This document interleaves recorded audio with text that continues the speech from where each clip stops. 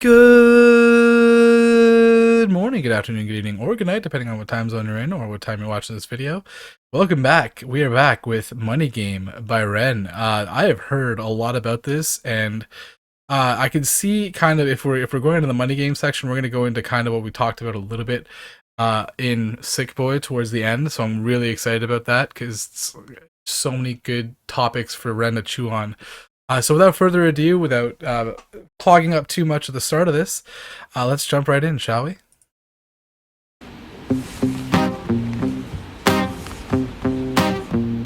Oh, sorry. Just to note, I will be going back to kind of pausing on my first playthrough for this one because I haven't seen this, so it'll be fun to kind of break it down as we go along so you can see the thought process. But right at the gate, it almost seems like it's a rope being pulled, right?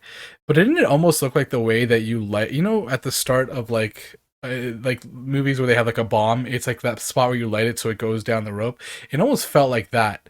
So I'm kind of interested to see if that plays out at all. It might not, but we'll see what happens.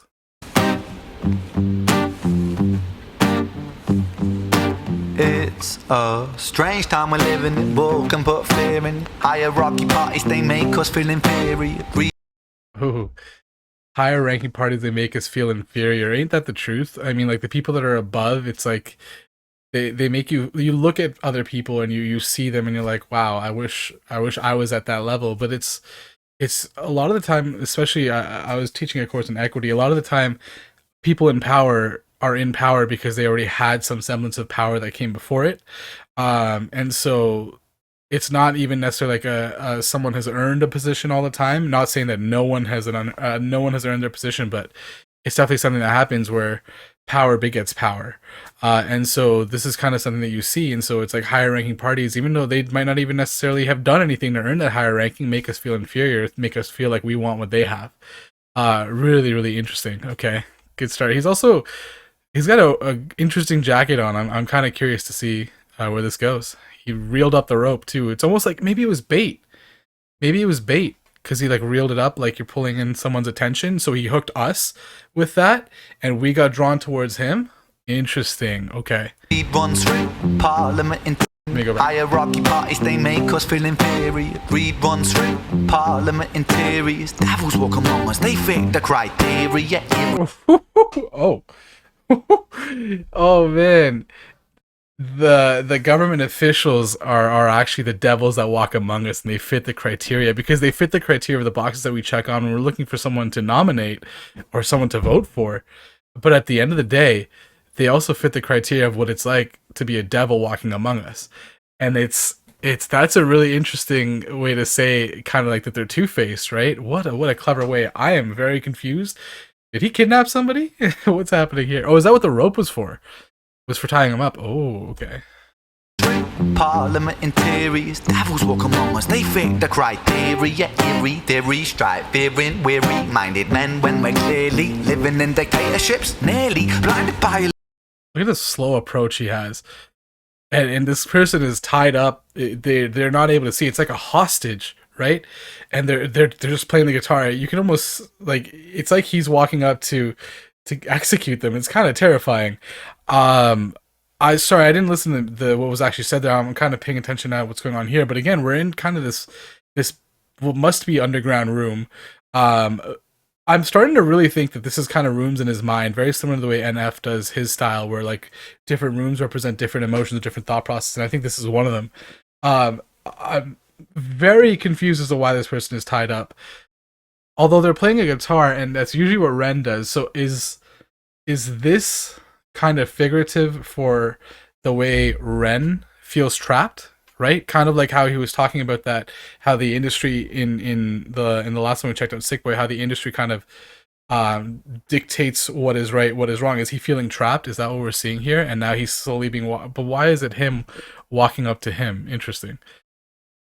Weary-minded men when we're clearly living in dictatorships, nearly blinded by illusions to choose. But who's fooling who? A ball chained to your shoes on pain. Oh, who's fooling who? A ball chained to your shoe? Because it's almost like we fool ourselves, isn't it? we fit into the spaces that we're supposed to fit into, right? And where we're supposed to be socially, our social standing sometimes, or just in whatever path you may be considering, we fit into certain boxes, right? But do we put ourselves in those boxes, and then do we kind of give up our sense of power because we feel powerless, but we're not actually powerless? It's just that's who we've tricked our own selves into believing we are. So who's tricking who? It's us tricking us to some extent, right? But then this also goes above and beyond, because it's like we get sold this dream of what it's like to have the perfect life, and all half the time, like Ed Sheeran's mentioned this on a couple of his songs, like once you get to that point, it's like, okay, what's next, right? You're always looking for something better, and you always think that what you see elsewhere is better. The grass is always greener. And so we trick ourselves in this illusion, not only of making us feel powerless, but also thinking we're in a place where it could always be better, when sometimes like life's pretty good in moments, obviously not always, but just by thinking that there could be better, we kind of push ourselves into this hopelessness. Damn. Okay. And he's almost like, this is how you would hold someone like that you kind of care about, isn't it? Like you push your forehead to their forehead. That's always like for me a sign of like, like showing you care, almost like showing your vulnerability. But he doesn't feel like he's showing vulnerability. He almost looks like he's grabbing him by the head viciously. That's odd. Okay. Who's just the tutor? Who's fooling who? A ball chain to your shoes on pain. It's a crying shame. The pursuit of our own wealth lights a flame that makes greed the game that lets this whole world burn. As the world turns, the whole world burns. That person looked scared when he came so close. They kind of flinched. I don't know if you guys saw that, but that was interesting. It's greed, right? That's what he's saying, is that's what we've set the world on fire with greed. But he said something interesting there. He says, as the world turns, the world burns, right? Think about what that means. The world is always turning, right? It's in constant motion. And so he's almost said that now that burning because of greed that we see all around us, everything kind of just alight with the sense of greed, that's almost become second nature. It's almost become nature, because just like the world turns, the world burns, and that greed that he just talked about. Damn, that's fire. Okay. And he seems almost like he seems angry, but is he not the one that kidnapped this individual? What is happening right now? Although they're playing a guitar, and that's something that Ren usually does. Is he talking from the perspective of the world as it stands, like the expectations, and then that person trapped without a face is actually Ren, because he feels like he's kind of trapped in this, what is expected of him, and what he should be doing in the industry almost, and probably beyond just the industry. But that's why he's also faceless, because now he feels like if he becomes part of the industry, which is I think no, that's what's represented by this Ren probably. If he doesn't fall into what they want, he will just become nobody, and that's why he's just a faceless guitar player right now, unless he subscribes to the regime that's kind of in place. Okay, damn. Lets this whole world burn. As the world turns, the whole world burns. But money was invented for trade. Bernardo's bits of paper twist hearts, make slaves, turns a saint into a sinner, a child into a killer. His finger on the trigger of a money game. Oh, finger on the trigger of a money game. Listen to all those things that he mentioned there. One thing, like when you talk to anyone about money, think about what money really is. It's not real, right? Like in the grand scale of things, a piece of paper that you carry around that you say, yes, this has $20, that's an assigned value that we've given it. So it's not really worth $20. Realistically, dollars is we made that up. We said we want to make something a very flat platform that we can kind of base everything against. Say if it's really cool, really, really useful, we'll call it, let's say, $1,000. Something not so useful, maybe something really, it's going to be in and out, $10. Right, and so on and so forth. And it's not even a unique value of money across the board. We have conversions, but there's not one decided value. But money, at the end of the day, just like words, they're all made up, and we kind of assign a value to those words and to the money, and then we run with it from there. And yet, look at all the problems it's caused. Sorry. He mentions slavery. He mentions a child soldier fighting. And when you think about just in general, there's so many issues that come along with money.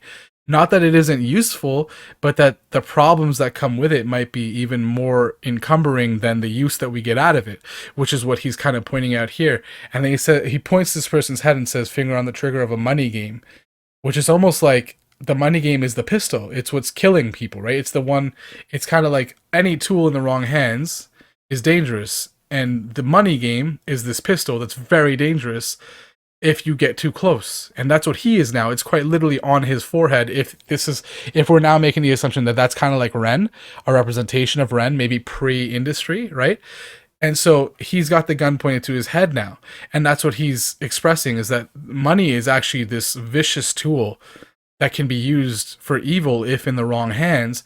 And yet we all, especially him, quite literally play by its rules, where he's playing the guitar according to the rules of the person who owns the gun, who is the owner of the money game. Yo, that's insanity. Holy smokes. God damn. We were talking about this in the comments earlier. Like, it's it's not just the music, it's not just the lyrics, it's not just the way that Ren sings, it's also the cinematography, the choices directorially, what's happening. So much goodness out of this. My God. Okay. Sorry. Oh, rain, rain, rain, rain. A storm, it comes our way. And those who rise through distorted lies, poison in the veins. But we like to point the blame, blame, blame, blame. It's easier to blame, but point the mirror at ourselves. We're all part of this old money game. Stop. Yo, that was beautiful. Oh my God, that was beautiful. I could just listen to him sing that chorus for like a 10-hour loop. Oh my God. He says, "Rain, rain, rain, the storm is coming." And those who are going to rise are the ones who kind of become poisoned by the game, right? Those who rise are the ones who almost end up becoming corrupted as a result, right? And then he mentions that it turns into a blame game, almost like they're kind of letting the status quo continue, and saying that it's not my fault. It's what could I do? What could I do? Oh, you know what? It's your fault. It's this person's fault. It's that person's fault. It's the problem of like the people who came before me, whatever it might be. It's not my fault. And then that helps kind of diffuse your own responsibility in a situation. If you've ever heard of like the bystander effect, it's essentially like when a lot of people are gathered at an event that is like a horrible event, like maybe someone is like dying on the floor. If there's a lot of bystanders and no one's doing anything, most people, well, not most people, but the psychological effect is that makes you feel like you don't need to do anything because everyone else is also not doing anything. And so it's almost kind of being applied here, where it's like if there's already been a bunch of people that have either, like, let's say, gotten into the industry or have this kind of power in whatever shape we're talking about, whether it's politics, whether it's music, whether it's movies, whatever, they have this level of power. They've seen everyone who's come before them do the same thing. They're the other bystanders. And so they feel the same lack of obligation to do anything. And so they play the blame game and say, it's their fault. It's not me. I'm okay. I'm going to continue enjoying what I can out of this situation where others are probably suffering. Ren, man, Ren. Also, I also thought he was saying Ren for a second there, but I got it after. It's like, oh, it's rain, because it's like a storm, right? It's also rain in like the scope of reigning of a king or queen, right? And that's what they do. They reign over whoever is at the top. They reign over the others. Maybe that's what he meant by that too. Wow. Someone gonna die?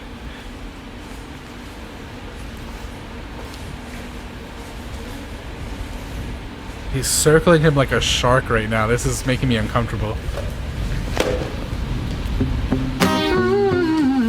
Oh, look at...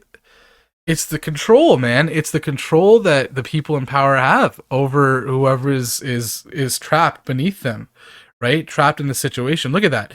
He made sure he stopped playing, and then he slapped him with the gloves like, continue. What are you stopping for? And right away, to the beat of his smack, the guitar starts being played again. Whew.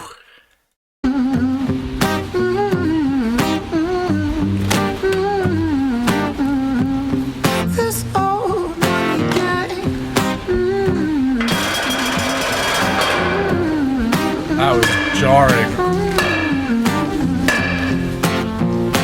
Dear Mr. President, Okay, hang on. Just to just to kind of tie back a second, now I get why he's wearing the jacket. Okay, he's got a bat, like he's about to beat the heck out of this person, right?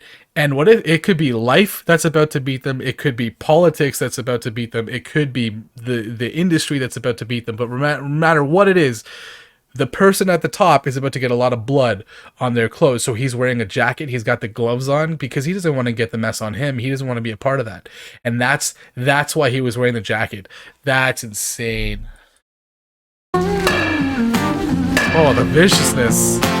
Dear Mr. President, it's evident that everyone's a resident of fear when they support these ideas that keep us separate. When they make us believe that everybody is coming to terrorize you in the streets, they say badly through gritted teeth. That's my right to hate. That's freedom of speech.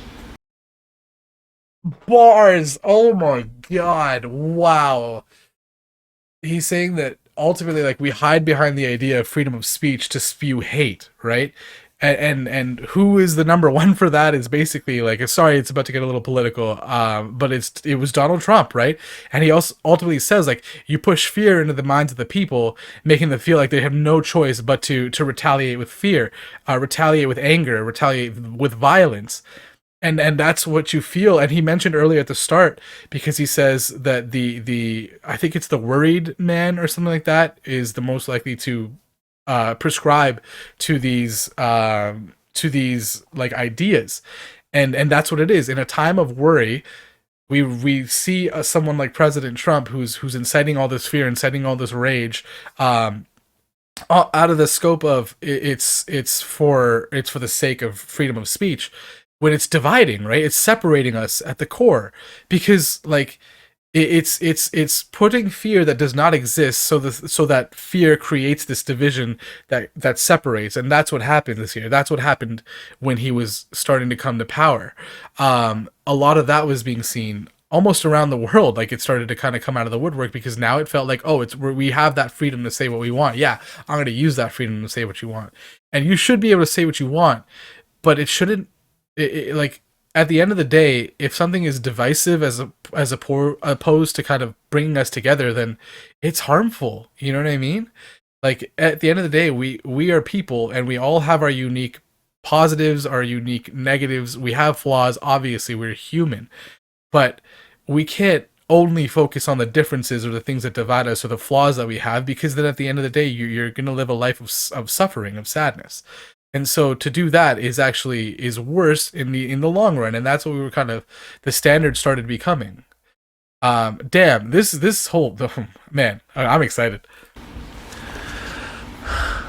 But when did freedom become a reason to hate? A way to justify a racist slur or insult we make? There's an irony in freedom, cause us in the West, we have pillaged and plundered the murdered like savages, colonized all of the rest. That's called hypocrisy. Preach a certain value that you never keep yourselves. Your country was in flames, you denigrate yourselves in a second. Still you spit your venom, demonizing immigrants, when really you're the immigrant, cause all of it. Oh my god, Red, preach. I'm so hyped. Okay, so he says basically, like, you're a hypocrite. You're talking about these immigrants being the problem when we're immigrants, right? We weren't born here, right? We moved here, colonized here, just like everyone. Like, it's sorry, like, there were people who lived here before us, indigenous folks, who suffered greatly at the hands of those who came from overseas. And yet now we claim, oh, it's these immigrants that are the problem. Well, doesn't that mean that we were also the problem? Doesn't that mean that the people who colonized North America as a whole were also a problem? So what does that make us now, right? You can't just claim that people coming at this time are like not okay to have immigrate here because of the fact that because now it's convenient to say that. Right? No one was saying anything when we wanted to colonize this part of the world and extort all of the resources that basically exist here. No one said anything then, but now that it's convenient, we're doing it. That doesn't make much sense, and that's where the hypocritical part comes from. God damn, preach, Ren. And also, I think he's like, it almost like he stopped midway, ready to swing, and he's like, wait a second, this doesn't seem right. It's like his mind is changing with the video. This is so cool. This is so cool. Holy smokes. wagon. Still you spit your venom, demonizing immigrants when really you're the immigrant, cause all of us are immigrants or descended from immigrants. Irony is imminent. I'll shed the light on immigrants. America was colonized by Britain. Britain, it was colonized by Rome. And also colonized by the Saxons. They were German, by the way. You know how people throw shade upon the Germans because of history's pain, and yet we made the same mistakes all again. Demonize a whole people, Jewish or Muslim, the same and the same. Old They should play this song in every school. Holy smokes. Sorry, as a teacher, I'm just like, there's so many things I want to talk about just from this video alone.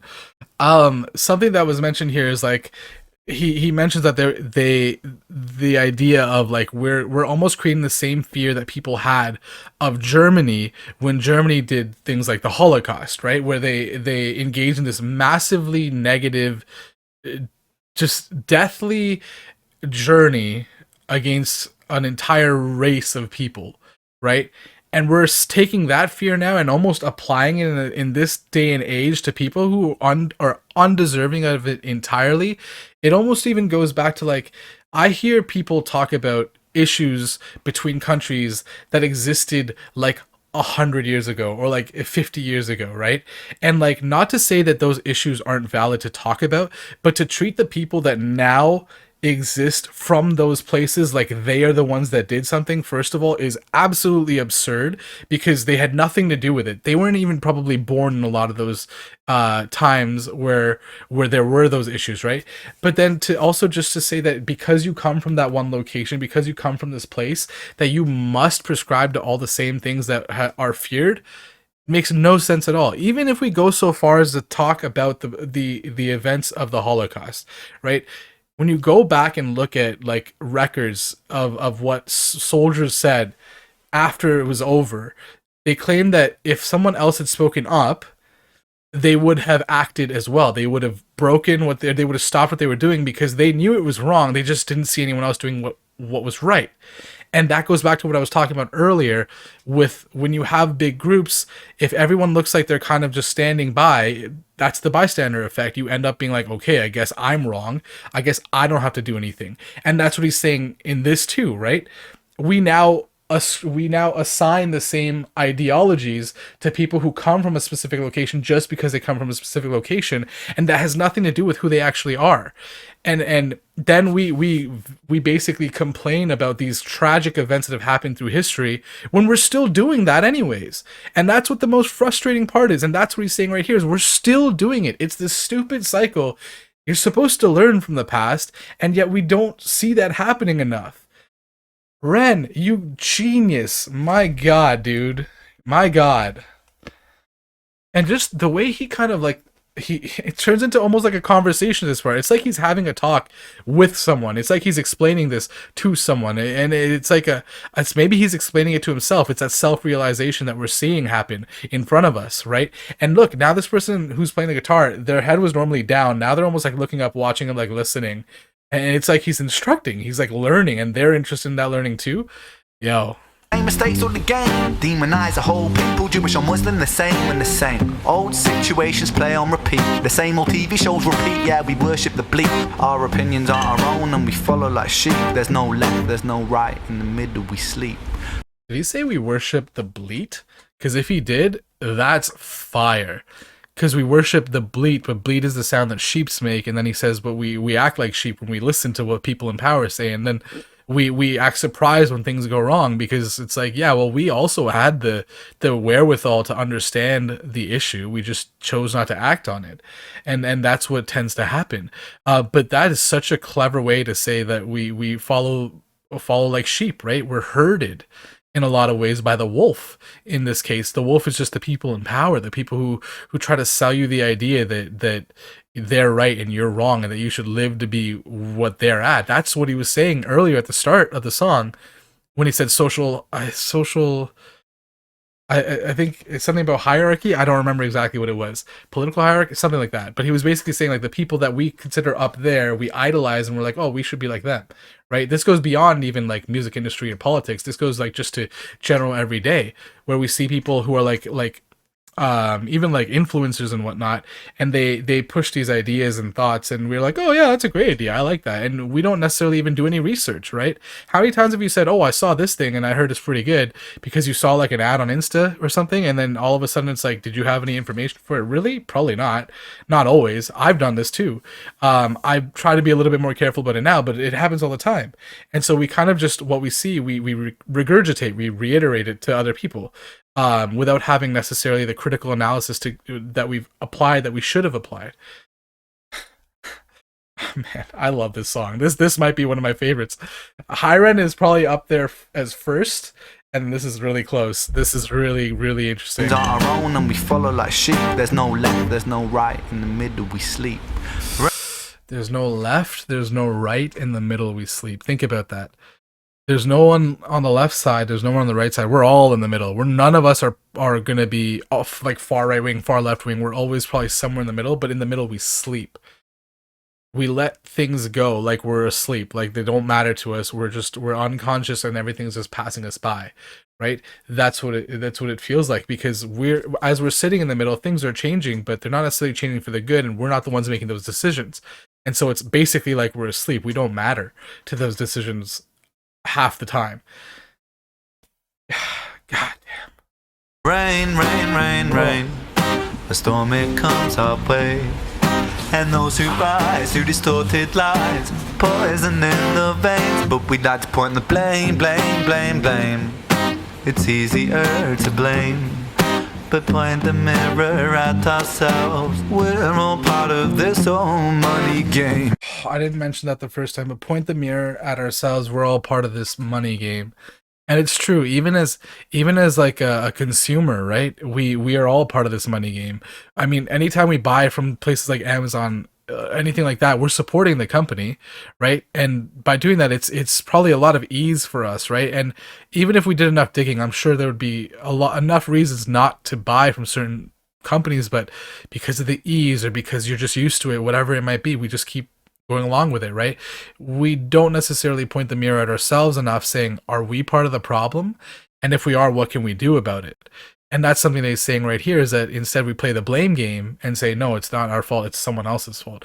And so even as people who are not necessarily part of the top echelon of power, we still have power, but and this goes back to saying the illusion of the ball and chain, where it's like we've put that ball and chain on us, right? We have stifled our own power by thinking we don't have power. It's the self-fulfilling prophecy. When you think something is going to happen in a specific way, usually it tends to happen that way, not because it was always going to, but because your intentions and the way that your actions have since then begun to play out, you've almost directed it to being in that direction. And that's what we're doing, is we're saying that we have little power and not acting on it. And by not acting on it, we do have zero power.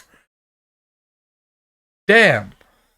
It's all, oh man, Ren, you goddamn genius. I was so excited, guys. And he's now taking the guitar out. One other thing I wanted to point out, he put the bat down, he took the gloves off. Is he not planning to kill him now? Is that what happened? Did he convince himself that he doesn't need to kill him? Is he taking the guitar out to like let him up or something? What's happening? Okay, a little bit aggressive.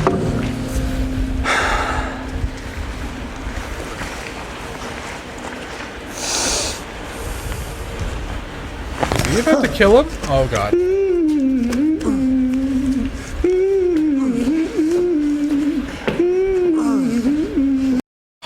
Think of the way the audio and the visuals are playing out right now. So right now, we've got the melody. He's humming it, and it's beautiful. I love this melody. And yet it's juxtaposed by the fact that he is aggressively basically attacking this individual in a chair who cannot resist because they're tied down, right? It almost goes to say that like we allow ourselves to be tied down because we listen to the melody that is played for us, that we're expected to follow, that we're expected to listen to and allow to play, right? And that's what's happening here, is we're watching someone who is listening to the melody of what is expected and dancing to the beat by not moving, by staying exactly where he's supposed to be. And then it goes beyond that by like, you know how happy this melody sounds? Like, listen to the pitch. The way that it's written is definitely like, it's not meant to sound depressing. It's almost meant to sound like playfully reflective is probably the way that I would think about it. And we're seeing that over top of this vicious looking scene. He looks like he's killing him. I'm kind of afraid to see him move out of the way, but we're seeing that play over top of this. Like it's like, don't worry about it. It's fine. Nothing's wrong. Keep going about your day. Just listen to the music. Let it play. That's all you need to do. And that's what we're seeing here. Oh man. This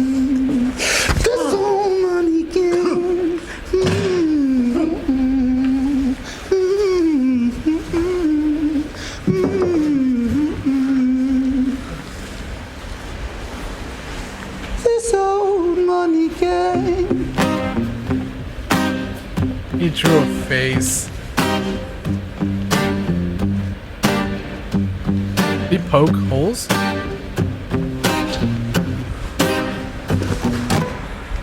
Okay, so one thing I wanted to mention is he drew the eyes on. There's not holes for the eyes, but then he made the person play again. It's almost like now that that version of himself was becoming part of the system, we give them a face, right? We literally give them a face because we've decided that they're worth putting in the spotlight, so why not give them attention? And that's what the face is. That's what we're seeing right here. We're actually giving a face to this individual who's playing, but even when you think about it, it's not their real face, it's the face that we've drawn onto them and pushed towards you. That's what you end up seeing. So it's not even their true face, it's actually the face that we've chosen for them because we literally just drew it on them. And look at the ropes, it's like a noose, right? This goes back to Sick Boy, where it's not even just that you're selling your soul, you're literally giving up your life to be a part of this, right? To be a part of this big scheme. And this time I actually know how to use the word scheme. Sorry about that in the tales. But that's what this is about, right? It's now that you've listened, you've been playing the music how I've been telling you to play the music. Stop when I told you to stop. Jumped on one foot when I said jump on one foot. Now that I know I can trust you, I'll give you a face. I'll give you exposure. And I'll let the people see you. But it's not you. It's the person I want them to see. And that's what we're seeing here. And at the core of it, the person who's actually behind the mask has got a noose around their neck because they're basically already dead. They've sold their soul, maybe. They're at the core, they're not doing this for what they want to do this for. They don't even get to be themselves. They have to be someone else. And that even goes back to chalk outlines. God damn. And he grabbed the guitar pretty harsh here. He let him play for a second, but he grabbed the guitar pretty harsh. I'm curious as to where that's going to go.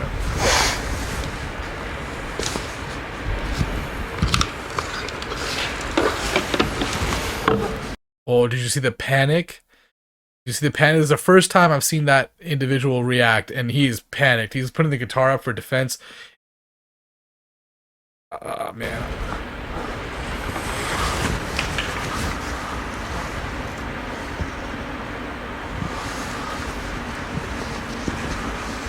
Oh, he almost looked disappointed there. But that almost looked like disappointed in yourself. I mean, he was like almost like upset, sad for this person. That's what that felt like right there. It's almost like he's sad for the individual who he's about to burn alive. And that's what it's about to be, right? You give them a face and you burn them for all they're worth, right? You quite literally, what he was saying is the world's on fire. It burns and it turns, and that's what we're doing here. We burn all the things just to get as much as we can out of them.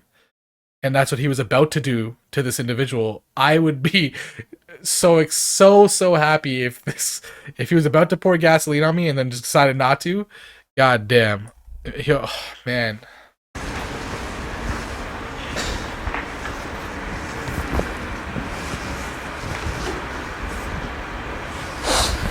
Is he about to put it on himself? Still in the shot.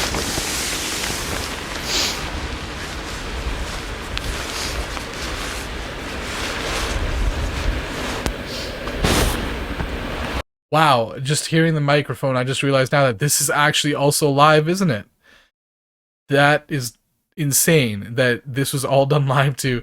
His ability to perform everything live is outstanding. Like, the only person I think that actually comes close to this is Ed Sheeran. We'll watch one of his like live versions too. You can probably check out the F64 that was on my channel, but that doesn't do him justice. But this has been excellent. Just for a regular, for like an actual recorded performance, this was excellent. For a live performance, this is insane. Something to note: he's starting to take off the jacket now. He's less of an executioner now. He's taking it off. Is he more of a person? Is that what that means? That it's almost like shedding your exterior to reveal what's actually beneath it. Almost like maybe that's what the sad look was. It's like, yo, that's who I used to be. And so the sadness was him walking away, almost feeling bad for himself, saying, I can't believe I've become this. And so now he brought the gas with him, which is still out of the camera. I wouldn't be surprised if he burns himself.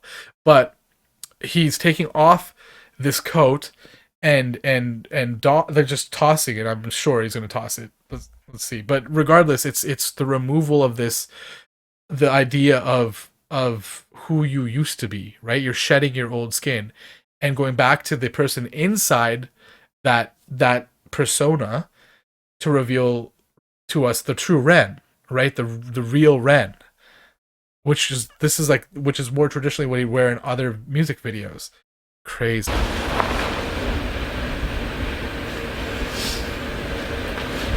Oh, definitely put it aside.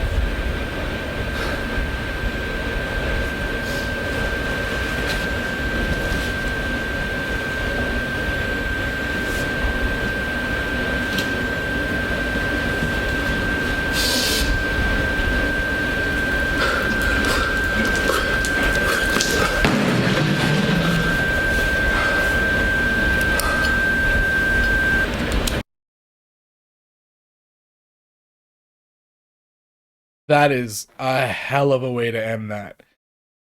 Think of all the things that happened at the end there. So he took off his outer layer, his evil persona, which now I think I kind of understand what we just saw there. Sorry, I'll turn that off for a second. Give me 1 second. There we go. So he took off that exterior, and then he took a deep breath, allowed himself to almost breathe in this what he used to be, and then he sat down. And that's a choice. He's actually below now the level of the person that was on the chair, right? The whole rest of the video, he's been above that person, standing up tall, walking around them. And now for the first time, we see him almost like sit in place and cross his legs like you would expect someone to do when they're like following instructions. And so now, but this is the first time he's not following instructions. He actually puts himself on fire. And that's what it takes to break the cycle, right? To break the game, to break the money game. So now to put it all together, now if they finally make sense. So that version of Ren is the one that's already been inducted into the money game. That's already a wholeheartedly a part of it, right? That's gone through all the motions, probably experienced the same come up as the person in the chair was about to experience, right? But this version of Ren, the one in the coat, the one standing up, it's the aggressive representation of the money game. And in order to play, you have to give up who you are, which is why the person in the chair had a mask on but was playing the guitar, because that's their talent, but it's been taken entirely by the money game. That's why that's when you play, I will tell you when to play. So you play when I tell you to play. And when I tell you to stop, you better stop, because you're part of my money game. You listen to everything I have to say. And that's what we saw until we give them a face for the public to see, but it's the face that we tell them to wear, right? It's the face that we literally draw on them. And that will not change, and we will not stop like basically killing people over power, over politics, over music, over money at the end of the day. A lot of this is money at the end of the day, right? Until someone in the game, in the cycle already, decides that enough is enough, which is what this version of Ren ended up doing. He stopped right before he burned him, and then decided, oh, man, I miss my old self. Walks back, takes off that exterior, puts it down, because he doesn't want that to be a part of him anymore, sits to a point where he's now lower than the person in the chair, indicating that he is now either at or below their level, literally and figuratively, and then burns himself because he doesn't want the game to continue. And so instead of letting the game continue, letting people suffer for the purpose of money, he takes himself out of the equation, burns away the evil that had become him. so that no one else has to have that happen again. And that's how you truly end the money game, is from the inside out. Damn, this was fire. This is easily one of my favorites from Ren so far. I am thoroughly impressed, and just like the comments on society and just our reality as a whole in the present time, this was gorgeous. Man, I unfortunately I can't check out Money Game Part 2 right now. But it's down the pipeline. I'll probably have it out this Friday. So look forward to that. If you enjoyed what you saw, please feel free to like, comment, subscribe. You don't have to if you didn't, if you don't want to, but it'd be awesome if you could. Make sure to spread a little positivity. And I hope that your day is better than your week, and or sorry, your week is better than your day, and your year is better than a week, and so on and so forth. And I hope you're having an awesome time. Love to see you around again. Always a pleasure. Until next time.